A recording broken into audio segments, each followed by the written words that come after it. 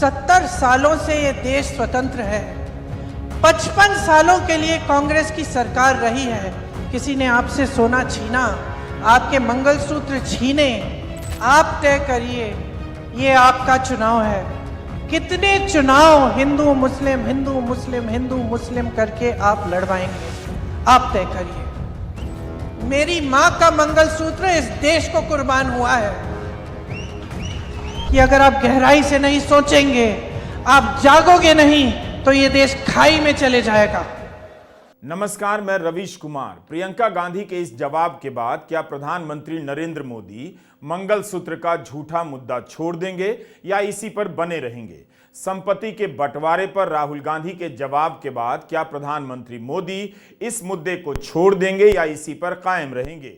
क्या बीजेपी राहुल गांधी के मुद्दों और कांग्रेस के मैनिफेस्टो से इतना परेशान हो गई है कि उसके पास एक ही काउंटर बचा है झूठ और नफरती भाषण का? आखिर प्रधानमंत्री मोदी कब तक और कितने चुनावों में इसी बात पर चुनाव लड़ेंगे कि हिंदू को मंदिर जाने से रोका जाएगा, हनुमान चालीसा पढ़ने नहीं दिया जा रहा है, उन्होंने मंदिर बनवा दिया, मंदिर का विकास कर दिया। अजीब सा मजाक बनता जा रहा है उनका भाषण, कई बार खतरनाक भी। जिस तरह से प्रियंका गांधी ने प्रधानमंत्री के मंगलसूत्र वाले भाषण पर कर्नाटक की रैलियों से जवाब दिया है और असली मुद्दों पर आकर बहस करने की चुनौती दी है, वह देश के कोने कोने में या कहिए तो वहां नहीं पहुंचेगा जहां प्रधानमंत्री नरेंद्र मोदी का बयान पहुंचा दिया गया है। देखना होगा कि प्रियंका के जवाब को गोदी मीडिया ने विस्तार से जगह दी है या नहीं। अगर प्रियंका गांधी के इस भाषण को भी गोदी मीडिया जगह नहीं देता तो साफ है कि वह बहाने बनाता है कि विपक्ष के भाषण में कुछ नहीं होता। प्रधानमंत्री मोदी के भाषण में ही सब कुछ होता है, जबकि राहुल और प्रियंका के जवाब ने और उनके उठाए हुए मुद्दों ने नरेंद्र मोदी की भाषण क्षमता को एक्सपोज कर दिया है। एक छवि जो बनाई गई थी कि वे बेजोड़ वक्ता हैं, वो छवि अब उतर गई है। अब पता चल रहा है कि प्रधानमंत्री के भाषण में अगर झूठ ना हो, नफरत ना हो और आधा अधूरा सच ना हो तो उनका भाषण टिक ही नहीं सकता। कैसी बहकी बहकी बातें। पिछले 2 दिनों में अब यह शुरू हुआ है कि कांग्रेस पार्टी चाहती है कि आपके मंगलसूत्र और आपका सोना आपसे छीन ले। 70 सालों से यह देश स्वतंत्र है। 55 सालों के लिए कांग्रेस की सरकार रही है। किसी ने आपसे सोना छीना, आपके मंगलसूत्र छीने। इंदिरा गांधी ने अपना सोना, जब जंग हुई थी, अपना सोना देश को दिया। मेरी मां का मंगलसूत्र इस देश को कुर्बान हुआ है। हम इस वीडियो में सैम पित्रोदा के इनहेरिटेंस टैक्स वाले बयान पर भी चर्चा करेंगे, जिसे लेकर प्रधानमंत्री ने आक्रामक रुख अपनाया है। उन्हें लगता है कि कोई बहुत बड़ा मुद्दा मिल गया है। जयराम रमेश ने विस्तार से बताया है कि किस तरह 2014 में और 2017 में बीजेपी के ही नेता इस टैक्स की बात करते रहे हैं। इसकी बात हम आगे करेंगे, लेकिन पहले मंगलसूत्र के मसले को हम खत्म कर लेना चाहते हैं। आखिर प्रधानमंत्री मोदी ने मंगलसूत्र को लेकर झूठ क्यों बोला? प्रियंका गांधी के प्रहार के बाद भी उनका जवाब नहीं आया। आना चाहिए था, बताना चाहिए था कि मंगलसूत्र का मुद्दा उन्हें मिला कहां से। कांग्रेस के मैनिफेस्टो में तो लिखा नहीं है, फिर किसने बताया? कितने लोगों ने कहा कि मनमोहन सिंह ने कभी नहीं कहा कि मुसलमानों का देश की संपत्ति पर पहला अधिकार होगा, लेकिन अभी तक बीजेपी के नेता इस झूठ को दोहराए जा रहे हैं। क्या मंगलसूत्र पर अपने झूठ को दोहराना बंद करेंगे प्रधानमंत्री मोदी? हमने इंटरनेट पर इतना टाइप किया कि मंगलसूत्र छीन लिया गया तो कई शहरों से अनेक खबरें निकल आईं, बीजेपी के राज्यों से भी और विपक्षी दलों के राज्यों से भी।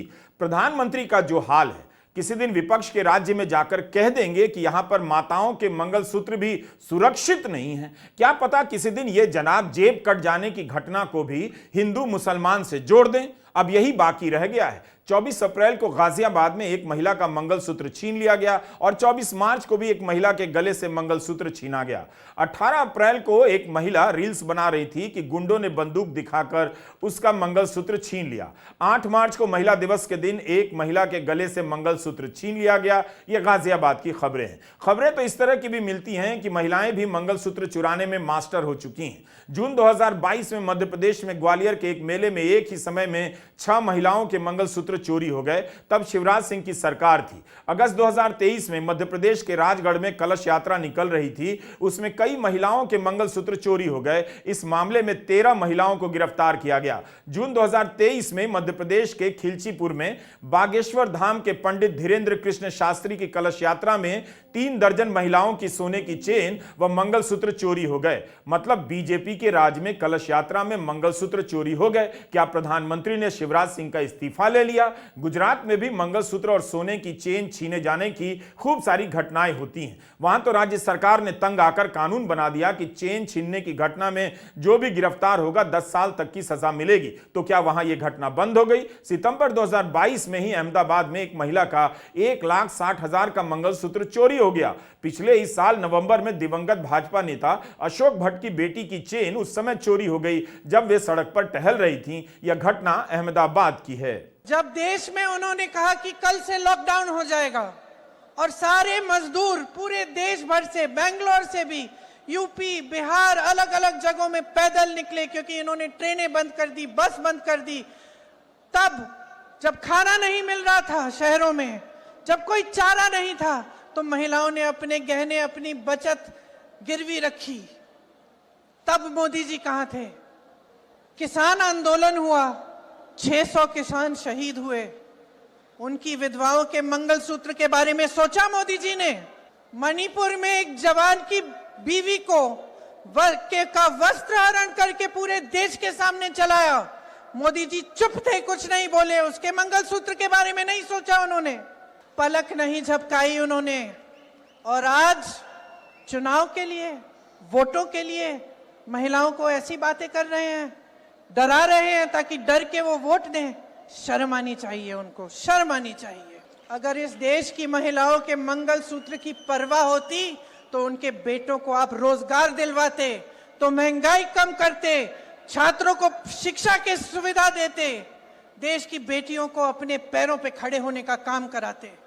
आखिर प्रधानमंत्री मोदी जवाब क्यों नहीं दे रहे हैं कि 10 साल में उनकी सरकार में कितने युवाओं को नौकरी दी गई?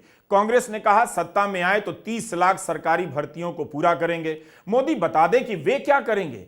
कांग्रेस ने कहा है कि अग्निवीर योजना समाप्त कर देंगे। प्रधानमंत्री मोदी बताएं कि अग्निवीर पर वे क्या सोचते हैं। क्या आपने उन्हें इस चुनाव में अग्निवीर पर बोलते सुना है? उनकी योजना है, अगर वो इतनी अच्छी है तो पब्लिक में बोलकर दिखाएं, राजस्थान में बोलकर दिखाएं कि अग्निवीर से बेस्ट योजना कुछ भी नहीं। 2020 के बाद से इस चुनाव में अनेक चुनाव हुए, हर चुनाव में मुफ्त अनाज योजना के भरोसे मैदान में गए। कितने चुनाव में इस एक योजना का लाभ लिया गया? गोदी चैनलों पर मोदी मोदी करने से देश का पेट नहीं भर जाता है। आप टीवी चलाओ, क्या बातें देखते हो? क्या देखते हो कि कौन सी पार्टी आपके लिए कौन सा स्कीम ला रही है? क्या आप देखते हो कि कौन सी पार्टी किस तरह से रोजगार बनाएंगे आपके लिए, किस तरह से आपको मजबूत बनाएंगे? नहीं। आप देखते हो कि पीएम कह रहे हैं हमें 400 पार कर दो, हम संविधान को बदल देंगे, हमें 400 सीट दो। कभी कहेंगे कि मुझे गाली दे रहे हैं, कभी धर्म की बात करेंगे, हर चीज की बात करेंगे, लेकिन आपके जो प्रॉब्लम्स हैं, आपकी समस्याएं हैं, उसकी बात नहीं होती। Is this what you deserve? One of the most qualified cities in the world. You have exported technology, innovation, manpower, everything, and you deserve this in your election.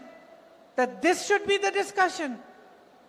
प्रधानमंत्री मोदी को एक ही पिच पर लगता है चुनाव लड़ना आता है, एंटी मुस्लिम पिच। कम से कम यही बता दें कि वे हिंदू युवाओं को कैसा रोजगार देना चाहते हैं, उनके राज में हिंदू युवाओं को किस तरह का रोजगार मिला है, हिंदू युवा अग्निवीर बनकर कितना खुश रहेंगे। बता दें कि हिंदू युवाओं में बेरोजगारी कितनी है। जब इसी की राजनीति करनी है तो इसी की बात करें, हिंदू युवाओं की बात करें, उनके फायदे की बात करें। जिस राजस्थान में वे मंगलसूत्र और हनुमान चालीसा की बात कर रहे थे, वहां तो सबसे अधिक बेरोजगारी है। हर किसी को दिख रहा है कि आज संवैधानिक संस्थाओं की क्या हालत हो गई है। जब संस्थाएं ही नहीं बची हैं तो संविधान को लेकर सवाल क्यों नहीं उठेंगे? बीजेपी संविधान के खतरे के मुद्दे से घबरा गई है। बयान आने लगे हैं कि आरक्षण समाप्त नहीं होगा, लेकिन संविधान को खतरा सिर्फ इसी एक सवाल से नहीं है। ऑस्ट्रेलियन ब्रॉडकास्टिंग कॉरपोरेशन ABC की South Asia bureau chief Avani Dias ने जानकारी दी है कि उन्हें पिछले हफ्ते अचानक भारत छोड़ना पड़ा। क्योंकि उन्हें वीजा का एक्सटेंशन नहीं दिया जा रहा है। उन्होंने कहा कि उन्हें बताया गया कि उन्होंने अपनी पत्रकारिता में सीमा पार कर दी है, इसलिए ऐसा किया गया है। सरकार ने सूत्रों के हवाले से इस बात का खंडन किया गया है।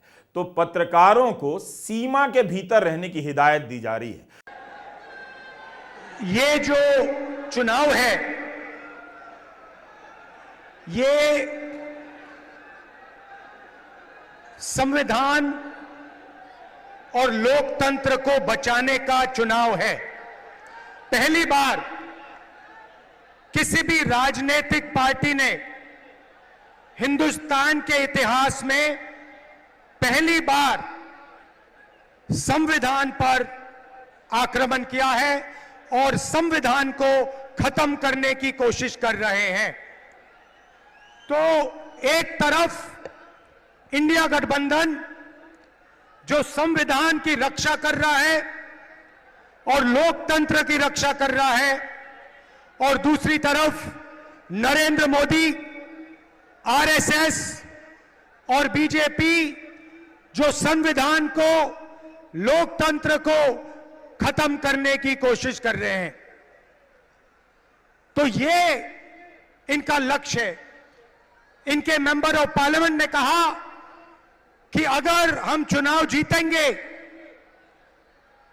तो हम संविधान को बदल देंगे। मैं महाराष्ट्र को, बाकी देश को मैसेज देना चाहता हूं कि हमारे संविधान को कोई भी, दुनिया में कोई भी शक्ति नहीं बदल सकती है। पता नहीं इन लोगों ने अपने आप को क्या समझ रखा है। संविधान हिंदुस्तान की आवाज है, गरीबों की आवाज है, पिछड़ों की, दलितों की, आदिवासियों की आवाज है। इसको कोई नहीं बदल सकता, कोई शक्ति इसको बदल नहीं सकती। संविधान के खतरे को समझने की जरूरत है। हाईकोर्ट का जज रिटायर हुआ, अगले दिन भाजपा में चला गया। रंजन गोगोई चीफ जस्टिस के पद से रिटायर हुए, राज्यसभा सांसद बना दिए गए। किसी को पता नहीं चला किस लिए बनाए गए। आज तक जनता उन पर संदेह कर रही है। चुनाव आयुक्त की नियुक्ति को लेकर सुप्रीम कोर्ट सवाल उठा रहा है। कई लोगों को बिना सबूत के 6-6 साल के लिए जेल में डाल दिया गया। पत्रकार जेल में डाल दिए गए। विपक्ष के 100 से अधिक सांसदों को निलंबित कर दिया गया। तो संविधान को खतरा कई तरफ से है। केवल यही खतरा नहीं है कि आरक्षण खत्म कर देंगे या आरक्षण खत्म नहीं करेंगे। आपकी अभिव्यक्ति की आजादी की क्या हालत है यह भी देखिए। बीजेपी इस पर ठीक से बहस नहीं करती, लेकिन आरक्षण पर बोलकर तुरंत धर्म और हनुमान चालीसा पर चली आती है। इस देश के चुने हुए प्रधानमंत्री को अपने ऊपर, अपनी सरकार के ऊपर, अपनी पार्टी के ऊपर इतना सा भरोसा नहीं है कि मुद्दों की बात करके चुनाव लड़ा जा सकता है। तो प्रधानमंत्री ने शुरू किया अपना घिसा पिटा काम, ध्रुवीकरण का, किसी को विलेन बनाना, डर फैलाना, संशय करना, भ्रम करना। और उनकी दो रुपल्ली की ट्रोल आर्मी ने, बीजेपी की फेक न्यूज फैक्ट्री ने फिर वही शुरू किया। बयान की काट छाट करो, इधर का उधर लगाओ, भ्रम फैलाओ। राहुल जी ने कहा दलित, राहुल जी ने कहा आदिवासी, राहुल जी ने कहा पिछड़े, राहुल जी ने कहा सामान्य वर्ग के गरीब, राहुल जी ने कहा माइनॉरिटी। सब कुछ हटा दो, सिर्फ माइनॉरिटी रहने दो। मतलब आदत से बात जब इंसान नहीं आता है तो उसको क्या कहा जाए, ये मुझसे बेहतर आप जानते हैं। सारी राजनीति इसी पर टिकी है कि विपक्ष को विलन बनाया जाए, बताते रहा जाए कि देश के लिए अगर कुछ भी बुरा है तो केवल विपक्ष है। कांग्रेस के मैनिफेस्टो में कहीं नहीं लिखा है कि किसी की संपत्ति लेकर किसी को दे दी जाएगी। लेकिन जैसे ही राहुल गांधी ने यह मुद्दा उठाया कि 1% लोग ही अमीर होते जा रहे हैं, बीजेपी ने इसे कुछ और रूप दे दिया, जैसे मिडिल क्लास की संपत्ति लेकर राहुल गांधी किसी को बांट देंगे। 80 करोड़ लोग, गरीब लोग फ्री अनाज पर जी रहे हैं। उनके पास है क्या जो राहुल गांधी और कांग्रेस उनकी संपत्ति किसी और में बांट देंगे। बल्कि कांग्रेस ने तो कहा है कि हर गरीब परिवार की एक महिला को साल में 1 लाख बटेगा। तो यह गलत कैसे है? इसमें एक पॉलिटिकल डायरेक्शन है। पॉलिटिकल डायरेक्शन आपने मैनिफेस्टो में अच्छी तरह देख लिया है। आपने ही कहा कि मैनिफेस्टो क्रांतिकारी डॉक्यूमेंट है। उसमें एक्सरे है और उसमें जो इनकम इनइक्वालिटी नरेंद्र मोदी जी ने की है, जो 22 लोगों को उन्होंने 16 लाख करोड़ रुपए ट्रांसफर किया, थोड़ा सा पैसा ज्यादा नहीं, थोड़ा सा पैसा कांग्रेस पार्टी का मैनिफेस्टो वापस 90% को देने जा रही है। थोड़ा सा हमने कैलकुलेट करके 16 लाख करोड़ रुपए नहीं दिया, कैलकुलेट करके हमने जो हमें लगा, जो न्याय हमें लगा कि इतनी मदद करनी चाहिए, हमने मैनिफेस्टो में डाल दिया है। राजस्थान के टोंक में ही प्रधानमंत्री मोदी ने एक और झूठ बोला था कि कांग्रेस बाजरे से लेकर दीवारों का एक्सरे कराएगी और लोगों की संपत्ति बांट देगी। राहुल गांधी ने आज फिर से उस एक्सरे का मतलब बता दिया, लेकिन सवाल है कि राहुल की यह बात विस्तार से किसी अखबार में तो नहीं छपेगी, कोई चैनल पूरी तरह तो नहीं दिखाएगा, मगर प्रधानमंत्री नरेंद्र मोदी का यह झूठ पूरा का पूरा छाप दिया गया और दिखाया गया, घर घर पहुंचा दिया गया। मैं आपसे कहूं कि देखिए, इनको चोट लगी है, एक्सरे करा लीजिए, तो एक्सरे से किसी को इतराज तो नहीं होना चाहिए ना। मगर आप देखिए, नेशनल मीडिया को देखिए, नरेंद्र मोदी को देखिए, जैसे ही मैंने एक्सरे का शब्द प्रयोग किया, मैंने सिर्फ यह कहा कि टेस्ट करते हैं अन्याय कितना है, सारे के सारे खड़े हो गए। देश को तोड़ने की कोशिश हो रही है, देश को बांटने की कोशिश हो रही है। एक्सरे से क्या बटेगा, कैसे बटेगा? एक्सरे से सिर्फ 90% को यह पता लगेगा कि उनकी भागीदारी कितनी है। अब सारे के सारे देशभक्तों को यह अच्छा लगना चाहिए। देशभक्त क्या चाहता है? देशभक्त देश में न्याय चाहता है। देशभक्त अन्याय थोड़ी चाह सकता है। देशभक्त चाहता है कि हिंदुस्तान आगे बढ़े, देशभक्त चाहता है कि हिंदुस्तान एक दिन सुपर पावर बने, जो भी जैसे भी आप कहना चाहो। तो अगर आप सुपर पावर बनना चाहते हो, चाइना से मुकाबला करना चाहते हो, तो 90% शक्ति का प्रयोग तो करना पड़ेगा। अगर आप 90% की शक्ति का प्रयोग ही नहीं करोगे तो कैसे बनोगे? तो बड़ी इंटरेस्टिंग बात है कि सारे के सारे लोग अपने आप को देशभक्त कहते हैं, सारे के सारे जो अपने को देशभक्त कहते हैं, एक्सरे से डरते हैं। मोदी जी ने 10 साल देश को कहा कि मैं ओबीसी हूं। जैसे ही मैंने एक्सरे की बात की, जाति जनगणना की बात की, नरेंद्र मोदी कहते हैं जाति नहीं।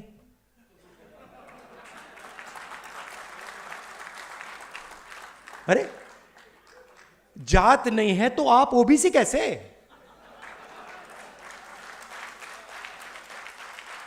फिर आपको उस टाइम कहना था मेरी तो कोई जात ही नहीं है। और फिर कहते हैं हिंदुस्तान में सिर्फ 2 जात हैं, अमीर और गरीब। ठीक है, अगर आप यह बात मानते हो कि हिंदुस्तान में सिर्फ 2 जात है, अमीर और गरीब, तो मैं आपसे कहता हूं कि गरीबों की लिस्ट निकालिए, उसमें आपको ओबीसी, दलित, आदिवासी मिल जाएंगे। और अमीरों की लिस्ट निकालिए, उसमें आपको एक दलित, एक आदिवासी, एक पिछड़ा नहीं मिलेगा, नहीं मिलेगा। तो यह मेरे लिए अब राजनीतिक मुद्दा नहीं है, यह आप बात समझ लीजिए। यह अब मेरा लाइफ का मिशन है। यही वो एक्सरे की बात है जो राहुल गांधी कराना चाहते हैं, लेकिन प्रधानमंत्री ने इस एक्सरे को अलग ही मोड़ दे दिया है और कहा है कि कांग्रेस बाजरे का एक्सरे करेगी, दीवारों का एक्सरे करेगी। बाजरे का? जाति की गणना वाले एक्सरे से बीजेपी को असहमति हो सकती है, तो बीजेपी को अपना पक्ष रखना चाहिए कि इसका दूसरा तरीका क्या हो सकता है। सरकारें सर्वे तो कराती ही हैं, आर्थिक सामाजिक सर्वे होता ही है, तो फिर आर्थिक सर्वे को लेकर भूत क्यों खड़ा किया जा रहा है? खुद क्यों नहीं बीजेपी बताती है कि जनगणना अभी तक क्यों नहीं कराई गई? आपको पता होगा, उन्होंने मैनिफेस्टो में तो लिखा है कि आपकी संपत्ति का सर्वे करेंगे। हमारी माताओं बहनों के पास जो स्त्री धन होता है, जो मंगलसूत्र होता है, उसका सर्वे करेंगे। और फिर उनके एक नेता ने तो भाषण में कहा एक्सरे किया जाएगा, एक्सरे किया जाएगा। मतलब आपके घर में अगर बाजरे के अंदर डिब्बे में भी कुछ रखा है तो वो भी एक्सरे करके खोजा जाएगा। दीवार में कहीं रखा है तो उसको भी एक्सरे करके खोजा जाएगा। पूरा एक्सरे करने वाले की घोषणा की है और उनके नेता ने पब्लिकली कहा है। और फिर आपकी सारी संपत्ति, जरूरत से ज्यादा जो भी होगा वो उनका कब्जा करेगी उनकी सरकार, कहते हैं, और फिर लोगों को बांट देंगे। अगर आपके पास 2 घर है, यहां गांव में घर है और बच्चों के लिए आपने जयपुर जोधपुर में अगर एक छोटा फ्लैट ले लिया है, तो एक्सरे करेंगे कि भाई 2 घर है, एक वापस दो, सरकार को दे दो। प्रधानमंत्री मोदी को झूठ बोलने से तुरंत रोकना होगा। चुनाव आयोग अगर नहीं रोक सकता है तो जनता को रोकना होगा। उनसे अपील कीजिए कि काम पर चुनाव लड़िए। आप काम करने के लिए प्रधानमंत्री बनाए गए हैं, मंदिर बनवाने के लिए नहीं।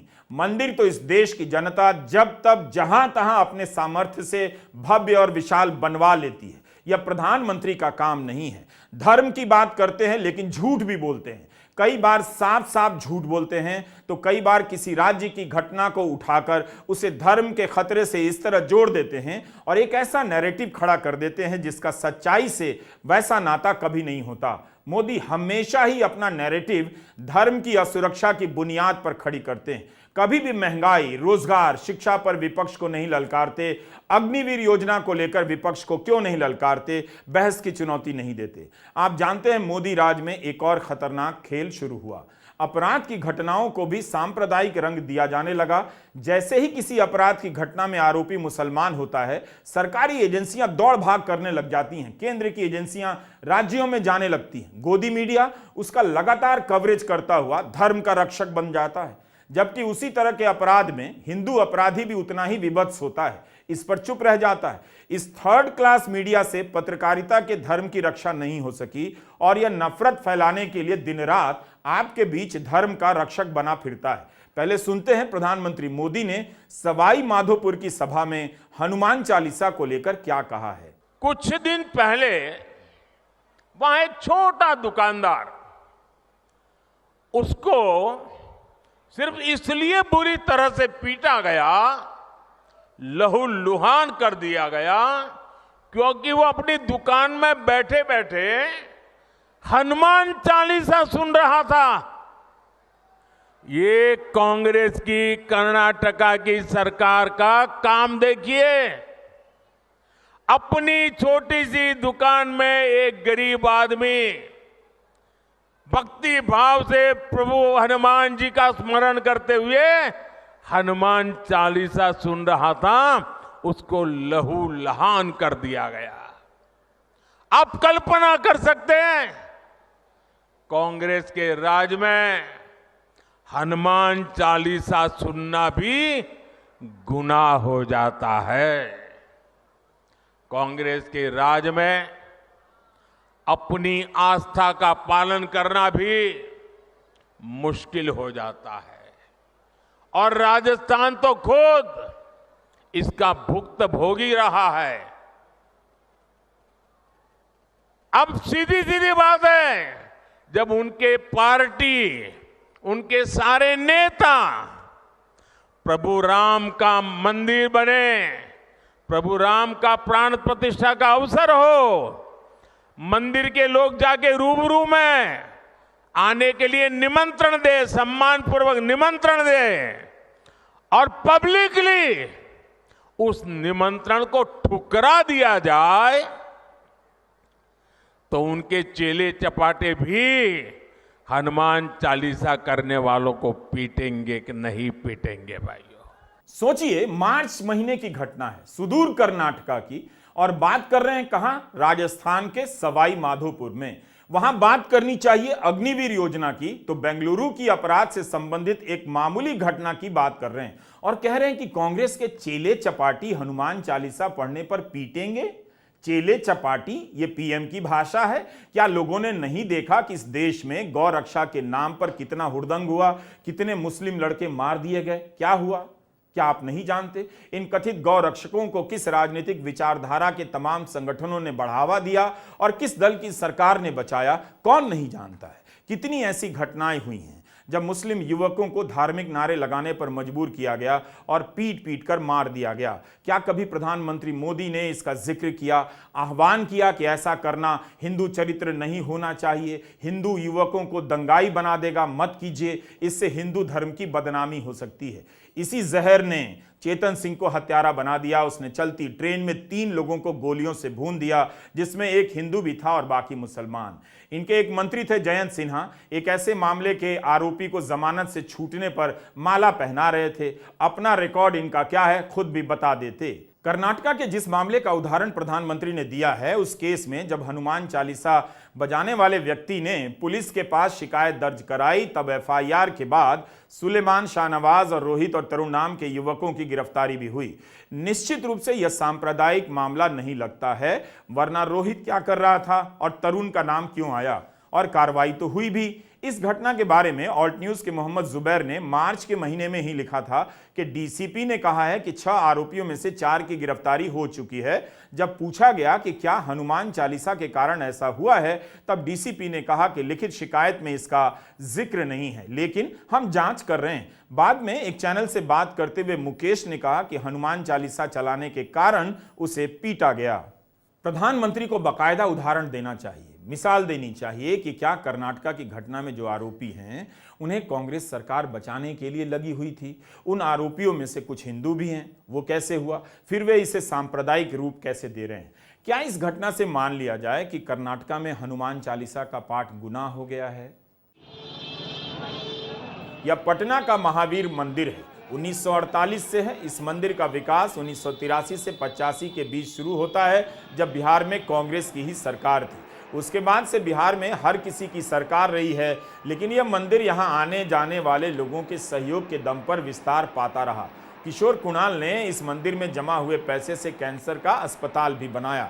आज प्रधानमंत्री के भाषण को सुनकर लगता है कि उनके बाद ही लोगों ने हनुमान चालीसा का पाठ शुरू किया है। अगर वे प्रधानमंत्री नहीं रहेंगे तो हनुमान चालीसा का पाठ बंद हो जाएगा। मोदी के बाद ही उन्हें चालीसा कंठस्थ हुई है, कल को कोई यह भी यकीन दिला देगा। आप देश में कहीं भी जाइए, आपको हनुमान मंदिर की कोई कमी नहीं मिलेगी। जगह जगह लोग अपने सहयोग से मंदिर बना लेते हैं और पाठ करते रहते हैं। किसी ने इन मंदिरों को पार्टी या किसी सरकार की नज़र से नहीं देखा, लेकिन मोदी चाहें तो यह भी लोगों को यकीन दिला दें कि उनके आने के बाद ही वे हिंदू हुए हैं और वे हनुमान चालीसा का पाठ पढ़ रहे हैं। दिल्ली आईएसबीटी के पास हनुमान मंदिर कितना लोकप्रिय है और कनॉट प्लेस में हनुमान मंदिर है, वहां लोगों का तांता ही लगा रहता है। बल्कि आम आदमी पार्टी के नेता अरविंद केजरीवाल जब तक कनॉट प्लेस के हनुमान मंदिर में चले जाया करते थे। कभी किसी ने नहीं सुना होगा कि फलाने की सरकार आई तो हनुमान मंदिर में जाने से किसी को रोक दिया गया या चालीसा का पाठ रोका गया। लेकिन प्रधानमंत्री के भाषणों से इस तरह के संकेत निकलने लग जाते हैं। आप देखिए कि प्रधानमंत्री मोदी अपनी राजनीति के लिए लगातार आपकी आस्था को कुरे देते रहते हैं। एक पल कहेंगे देश सुरक्षित है, अगले पल इस तरह से कहेंगे कि जैसे उसी देश में हिंदू सुरक्षित नहीं है और तभी तक सुरक्षित रहेगा जब तक वे प्रधानमंत्री हैं। कांग्रेस के तमाम नेता और कार्यकर्ता भी हनुमान भक्त हैं, मंदिरों तीर्थों की परिक्रमा करते रहते हैं। लेकिन मोदी कर्नाटका की एक घटना को किस तरह मोड़ देते हैं कि हनुमान चालीसा करने वालों को पीटा जाएगा। क्या प्रधानमंत्री मोदी भूल गए हैं कि रामनवमी की जुलूसों को राजनीतिक रंग दिया गया, तनाव पैदा करने का जरिया बनाया गया, मस्जिद के सामने जोर जोर से डीजे बजाने की परंपरा शुरू हुई। यूट्यूब पर जाकर देखिए ऐसे कितने धार्मिक गाने बने हैं जिसमें दूसरे धर्म को ललकारा जा रहा है। यह सब कब हुआ? 2014 के बाद से। क्या यही धर्म की पहचान है और उसका सुंदर रूप है? इस पर प्रधानमंत्री मोदी ने कभी नहीं कहा कि ये सब मत करो। ऐसा लगता है कि प्रधानमंत्री के नाते अब इनके पास यही काम रह गया है कि कहां मंदिर बनेगा, कहां चालीसा का पाठ होगा। क्या ये सब काम आम भारतीय उनके पहले और सैकड़ों साल से नहीं कर रहा है? आपको एक इमेज दिखाई गई, रोज दिखाई जाती है टीवी पे, सुपरमैन की इमेज। मिले आपको महंगाई मैन। आपको सुपरमैन की इमेज दिखाई गई, लेकिन मिले आपको महंगाई मैन जिन्होंने सिर्फ आपकी महंगाइयां बढ़ाई। दरअसल सच्चाई यह है कि इन 10 सालों में सरकार आपके लिए नहीं चली। चाहे आपको टीवी पे, होर्डिंग्स पे, मीडिया कुछ भी दिखाए, सच्चाई ये है जो आप जी रहे हैं। सच्चाई ये है कि आपके जीवन में तरक्की नहीं आई।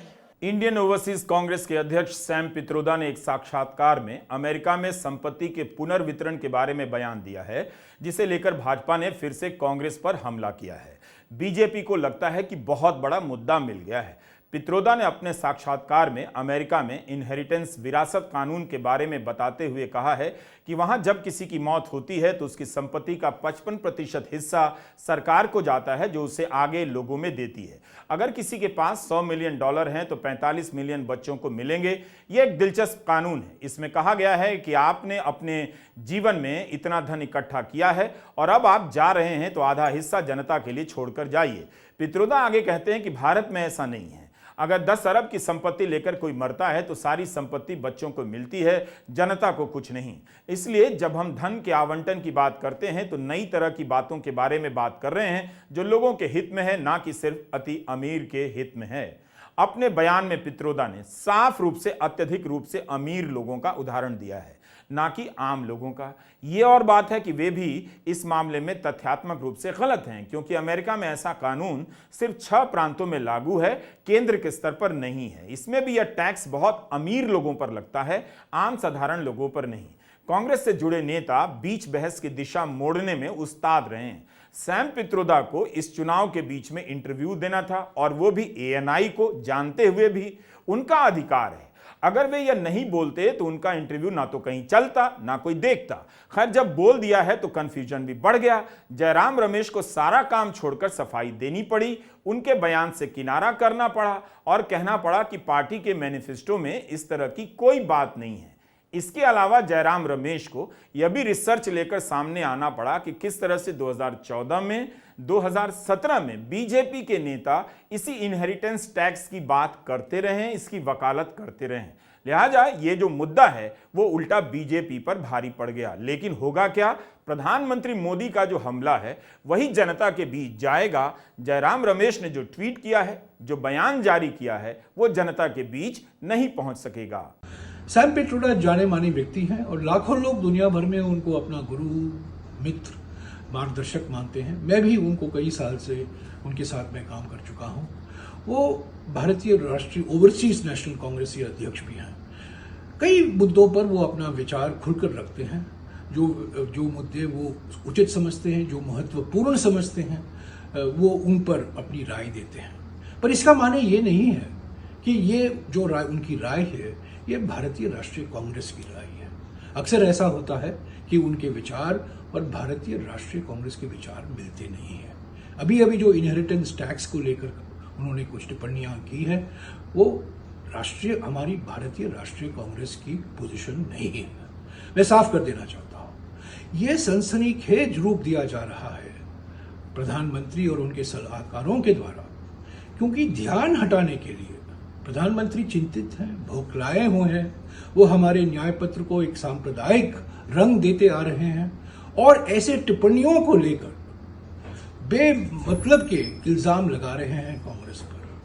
ये एक जानबूझकर उनकी रणनीति है, क्योंकि उनका हारना तय हो गया है। वो जानते हैं उनको बहुमत मिलने वाली नहीं है। पहले चरण में उनका प्रदर्शन दक्षिण में साफ और उत्तर में हाफ हो गया है और यही अगले चरणों में भी दोहराया जाएगा। तो ये सब असली मुद्दों से ध्यान हटाने के लिए किया जा रहा है। खैर, पित्रोदा के बयान को लेकर बीजेपी ने अपनी तरफ से मोड़ दे दिया, लेकिन प्रधानमंत्री नरेंद्र मोदी ने कांग्रेस के मैनिफेस्टो का हवाला देकर क्यों झूठ बोला? उसमें तो ऐसी कोई बात है नहीं कि 2 घर है तो 1 घर किसी और को दे दिया जाएगा। मैनिफेस्टो में तो ऐसा कहीं भी नहीं लिखा है। अगर आपके पास 2 घर है, यहां गांव में घर है, और बच्चों के लिए आपने जयपुर जोधपुर में अगर एक छोटा फ्लैट ले लिया है, तो एक्सरे करेंगे कि भाई 2 घर है, 1 वापस दो, सरकार को दे दो। सैम पित्रोदा ने कहा है कि मेरे एक उदाहरण को तोड़ मरोड़ कर पेश किया जा रहा है। मैंने केवल यही कहा है कि इस तरह के मुद्दों के बारे में बात होनी चाहिए, इसका किसी पार्टी की नीतियों से कोई लेना देना नहीं है। लेकिन पित्रोदा को उसी दिन इसी तरह का बयान देने की जरूरत क्या थी कि उनकी पार्टी मुसीबत में फंस जाए और बीजेपी को मुद्दा मिल जाए।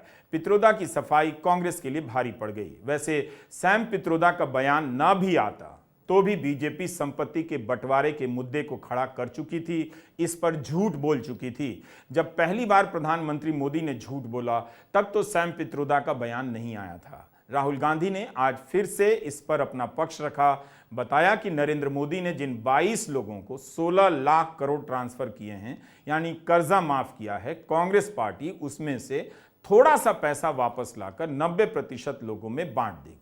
जो इनकम इनइक्वालिटी नरेंद्र मोदी जी ने की है, जो 22 लोगों को उन्होंने 16 लाख करोड़ रुपए ट्रांसफर किया, थोड़ा सा पैसा, ज्यादा नहीं, थोड़ा सा पैसा कांग्रेस पार्टी का मैनिफेस्टो वापस 90% को देने जा रही है। थोड़ा सा। सैम पित्रोदा के बयान में जिस विरासत कर का जिक्र हुआ है उस पर जयराम रमेश ने विस्तार से बताया है कि इनहेरिटेंस टैक्स लागू करने की कांग्रेस की कोई योजना नहीं है। उन्होंने ट्वीट किया है कि तत्कालीन प्रधानमंत्री राजीव गांधी ने 1985 में स्टेट ड्यूटी को खत्म कर दिया था। वास्तव में यह मोदी सरकार ही है जो ऐसा करना चाहती है। पहला तथ्य, मोदी सरकार में वित्त राज्य मंत्री रहे जयंत सिन्हा ने सार्वजनिक रूप से कहा था कि वह 2014 में इनहेरिटेंस टैक्स लागू करना चाहते थे। Which is why we need estate taxes, so that we take away at least 50 or 55% of the advantage that dynastic business people already have right now. So it's about leveling the playing field and creating opportunity. दूसरा तथ्य, 2017 में ऐसी report सामने आई कि मोदी सरकार inheritance tax को फिर से लागू करने जा रही है। तीसरा तथ्य, 2018 में तत्कालीन वित्त मंत्री अरुण जेटली ने इनहेरिटेंस टैक्स की प्रशंसा करते हुए कहा था, पश्चिमी देशों में इस तरह के टैक्स से अस्पतालों और शिक्षण संस्थानों को काफी मात्रा में अनुदान मिलता है। चौथा तथ्य, ऐसी न्यूज रिपोर्ट सामने आई है कि मोदी सरकार केंद्रीय बजट 2019 में इनहेरिटेंस टैक्स पेश करेगी। यह आप पर है प्रधानमंत्री जी, इस मुद्दे पर आपकी पार्टी का स्टैंड क्या है? यह मुद्दा तो है, क्या 1% लोगों का भारत रहेगा? 90 के दशक के बाद से भारत में असमानता बढ़ी है, अमीर ही अमीर हुए जा रहे हैं। क्या इस पर पुनर्विचार नहीं होना चाहिए? मोदी के राज में यह प्रक्रिया और तेज हुई। खुद को गरीबों का नेता बताते हैं तो मोदी के राज में गरीब को अमीर होना चाहिए, मगर 80 करोड़ लोग फ्री अनाज के लिए मुहताज हो गए। लेकिन गरीबों के कल्याण की बात को लेकर मिडिल क्लास को डराया जा रहा है। प्रधानमंत्री नरेंद्र मोदी खुद को गरीब बताते हैं, निरंतर गरीब हैं। वे दुनिया के पहले ऐसे गरीब हैं जो 25 साल से मुख्यमंत्री और प्रधानमंत्री हैं। वे दुनिया के पहले ऐसे गरीब हैं जिनके राज में करोड़ों लोग तो गरीबी रेखा से ऊपर आ गए, यही दावा कर रहे हैं, मगर खुद वे गरीबी की स्मृतियों से बाहर नहीं आ सके हैं। प्रधानमंत्री मोदी की गरीबी पर भी इस देश में ठीक से बहस होनी चाहिए। सैम पित्रोदा की बातें गलत हो सकती हैं, आलोचना होनी चाहिए, मगर उससे भी बड़ा खतरनाक है प्रधानमंत्री का झूठ बोलना, भाषणों में नफरती बातों का टोन पैदा करना। यह सब अच्छा नहीं है। नमस्कार, मैं रवीश कुमार।